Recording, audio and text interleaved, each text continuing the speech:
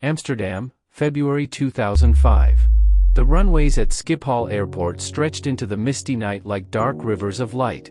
Planes roared overhead, ferrying passengers and freight across Europe, but hidden among the ordinary bustle was something extraordinary. A routine cargo flight was about to leave for Antwerp, the diamond capital of the world. Inside its hold lay a treasure unlike any other, hundreds of millions of dollars in uncut diamonds, one of the most valuable cargoes ever to leave Schiphol. But the diamonds never made it to Antwerp. Before they could glitter in the markets of Belgium or the jewelry shops of Paris, they vanished into the shadows. No alarm screamed. No bullets flew. In less than 20 minutes, a small group of men orchestrated one of the most audacious and clean heists in modern history.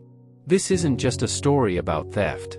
It's about deception, betrayal, and the chilling ease with which the gates of Europe's busiest airport were opened, not by force, but by confidence. This is the Schiphol Diamond Heist.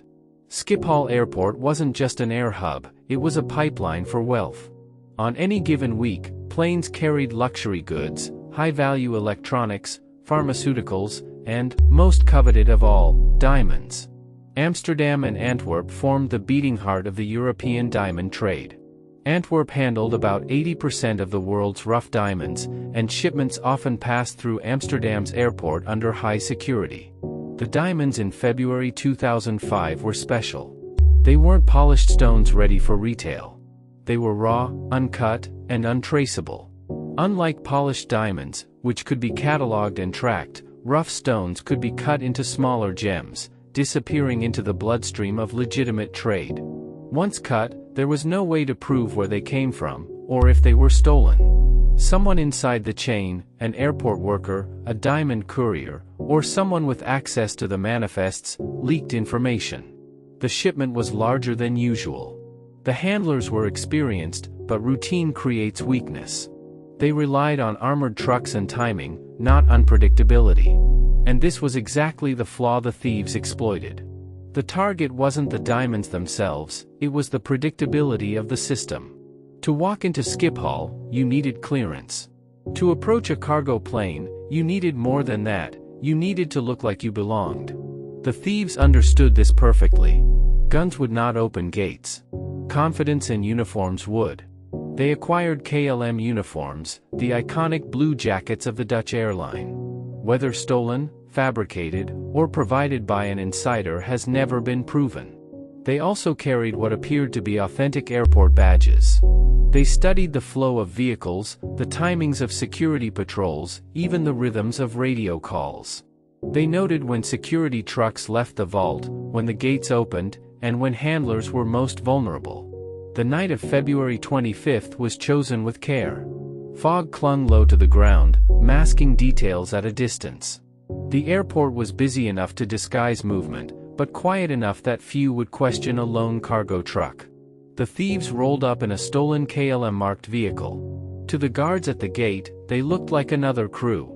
There was no shouting, no hesitation. They drove in as if the tarmac belonged to them. That was their genius, act ordinary in extraordinary places. The armored security truck carrying the diamonds had pulled up near the waiting plane. Inside the hold, handlers prepared to load the precious cargo. Everything was routine. Then the fake KLM truck blocked its path. The guards looked up, expecting instructions from colleagues. Instead, the doors of the imposter vehicle opened and men stepped out, weapons drawn but movements calm and controlled. This wasn't a movie-style ambush with yelling and chaos. The thieves projected authority. Their uniforms gave them credibility. Their silence gave them menace. They didn't have to fire a shot, the guards were outnumbered and caught off guard. One by one, the diamond bags were transferred. It was quick, methodical, almost surgical. $118 million in uncut stones vanished into the false cargo truck. The guards froze, paralyzed not by fear but by disbelief. This was happening in the middle of Europe's most secure airport, in full view of cameras and patrols. And yet it felt like no one was watching. In under 20 minutes, the takeover was complete. The imposters didn't speed off with sirens blaring. They drove calmly, mimicking the behavior of real airport crews. That was their camouflage, normalcy. Surveillance cameras, where they existed, captured almost nothing. Some angles were obscured, others malfunctioned, or so it was later suggested. Was it luck? Or was there an inside hand ensuring blind spots? The fake KLM truck exited the secure zone and disappeared into the city. Hours later, it was found abandoned in a field outside Amsterdam, its cargo bay empty. From there, the diamonds melted into Europe's underworld. Antwerp dealers, Balkan syndicates, even whispers of Russian mobsters, all were said to have had access. The stones were broken down, cut, and laundered into the legal trade. To this day, only fragments of the haul have surfaced. The rest are gone, hidden in rings, necklaces, and vaults around the world. The Dutch police launched one of the largest investigations in their history. Schiphol had been breached before, but never at this scale.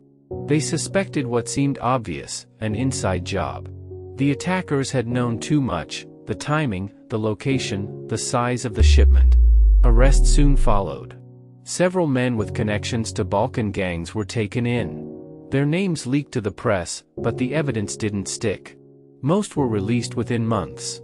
Investigators discovered that Schiphol's camera network had blind spots. Its gate controls were vulnerable. Its workers, thousands of contractors and staff, formed a massive insider risk. The media branded Schiphol insecure, and travelers questioned how an airport that could let millions pass through its gates couldn't protect a handful of trucks. The authorities poured millions into new surveillance systems, more guards, and tighter screening. But the damage was done. Schiphol had been humiliated. For the diamond industry, the heist was catastrophic. Insurance companies took staggering losses. Traders whispered about corruption inside Antwerp's diamond district, where stolen stones could be washed into legitimate sales with alarming ease. Uncut diamonds are notoriously difficult to trace. A rough stone cut into smaller gems becomes unrecognizable. Insurance firms covered losses quietly, discouraging public scandal. The victims, the couriers, the handlers, the traders, rarely spoke. Silence was cheaper. And silence suited the criminals, too. For the thieves, it was the perfect crime: massive profit, minimal risk. No one injured. No one killed. And no clear trail leading back to them. The Schiphol Diamond Heist became a template. It showed that airports, symbols of order, control, and security, could be breached not by violence, but by confidence. Uniforms. Badges. A truck. That was all it took to defeat an empire of fences and cameras. The diamonds remained scattered, embedded in jewelry, sitting in vaults, or hidden in private collections. Their true origins invisible, their histories erased. For law enforcement, Schiphol was a lesson learned too late. Every shadow on the tarmac became suspicious. Every uniform raised questions. And every high-value shipment reminded the world that security, no matter how tight, can always be deceived. Nearly 20 years later, the Schiphol Diamond Heist still casts a long shadow. No shots fired. No chase. No bodies. Just a clean, clinical operation that humiliated Europe's busiest airport. The diamonds slipped into global trade like blood into water, impossible to separate, impossible to trace. Some sparkle today in wedding rings. Others sit in safes, their stolen pasts forgotten. The men who pulled it off? Ghosts. Whispers. Suspects without convictions. And Schiphol? Planes still take off every night. Cargo still moves. But every shipment carries a memory. Sometimes the enemy doesn't storm the gates. Sometimes, the enemy is already inside. This was the Schiphol Diamond Heist, perfect, devastating, and unsolved.